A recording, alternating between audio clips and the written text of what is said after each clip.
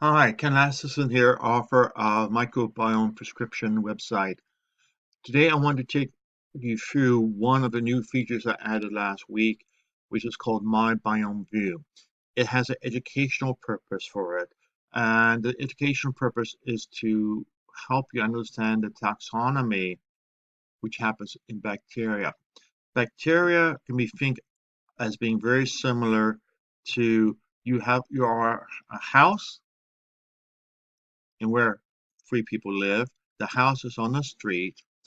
The street is in a village or small town. That town could be incorporated in a bigger town. That bigger town could be incorporated into a county. That county is part of a state. That state is part of a country. That country could well be part of a continent. We have the same type of hierarchy happening in bacteria. So when we're talking about bacteria, sometimes people say, oh, we're talking about the US, oh, we're talking about Washingtonians, or we're talking about Texans, or we're talking about people from Houstonites, or we can be specific to a particular neighborhood in Houston or California, or a particular street. So there's a lot of context needed to make clarity to it. And that's the same characteristic which a wonderful world of bacteria is. So I'll take my biome view, and in a few seconds, we should hopefully. And now we have a detailed breakdown of one of your samples, just one. It's not a comparison tool. It's just showing you for one particular sample. Now at the top we have a legend, and we indicated with little red square on the left that it's a very low value, abnormally low, square on the right, abnormally high, in between are the general range of the population. Usually on lab charts, those will be deemed to be normal. When you are in the bottom 25 or top 25%, that sometimes can be significant, especially in combination of several bacteria groups together. Okay, let's go in and take a look from the beginning. We have the taxonomy, which is a very high level. Then we have bacteria coming into it. And then we have different phylums and classes into it. So you can see the hierarchy. Let's go down a bit to something people are probably more familiar with, such as um, Lactobacillus. And they all fall under a class called Bacilli. Lactobacillus, which is the order, class, order.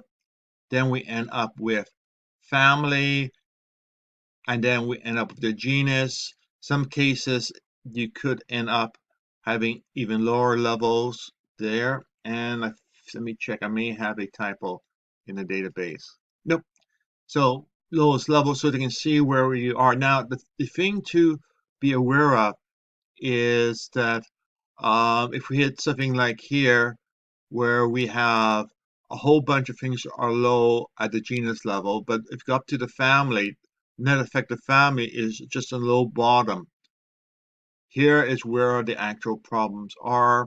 Number one, where we have the genus being high, but when we go down to the species which are identified, which won't necessarily be all, it's not abnormally high, which implies that there may be species, approximately 8% of the genus, or have not been identified, or actually 8% of the 20%, which works out to be 40%, have not been identified, and those are probably ones which are abnormally high. So it's the whole purpose is to show you that there's a hierarchy. Some cases you can see from a particular level from the Christian Science, whatever, we can see that it is high.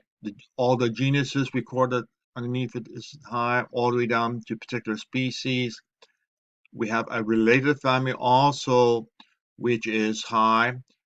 And then if you go down further, everything is normal, but we have one other genus in different family, which is high. Overall, things look good at the order level, but when you get down to the genus or the species level, we see where the problem is. That's basically it. It's just showing you this feature which shows you where your values are. One last thing I should point out is this number here. That's just of all the samples, how many have a report for this level? There's no need for everybody to have the same bacteria. Some people may have absolutely none. A recent study between African kids and the Finnish kids found that Finnish kids had certain bacteria which the African kids had none of, and African kids had the same thing going back. Except for the African kids, some of those quote, rare to offend bacteria was 40% of the microbiome. Microbiome is a complicated situation. Think of it this way. You can have a country where it is 90% Caucasian or more, such as Iceland, and you have another country like Kenya, where it's 90% black. Both of them have functional society. There's no expectation for a particular percentage of people of a specific tribe in Kenya living in Iceland, nor is there any expectation of any Icelanders living in Kenya. So it's the same thing with bacteria. It's very much a very complicated society, and we need to take a look at characteristics of society at home. So now, ubiome does indicate if you have a rare bacteria. Like, for example, here we have a bacteria which is found as only 11%, and I have high values compared to everybody who has uploaded. There's another one where I have a specific species which is normal, but the genus as a whole is high.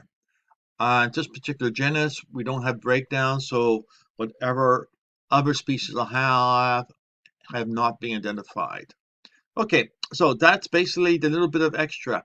So you can identify which ones you have which are rare, and you can also identify which ones are very common, and so you would expect to be an average or in a normal range, not a normal outlier. So in some cases you see a lot of red, in which case you have a lot of high bacteria in that group. Often these bacteria cross-feed each other, support each other.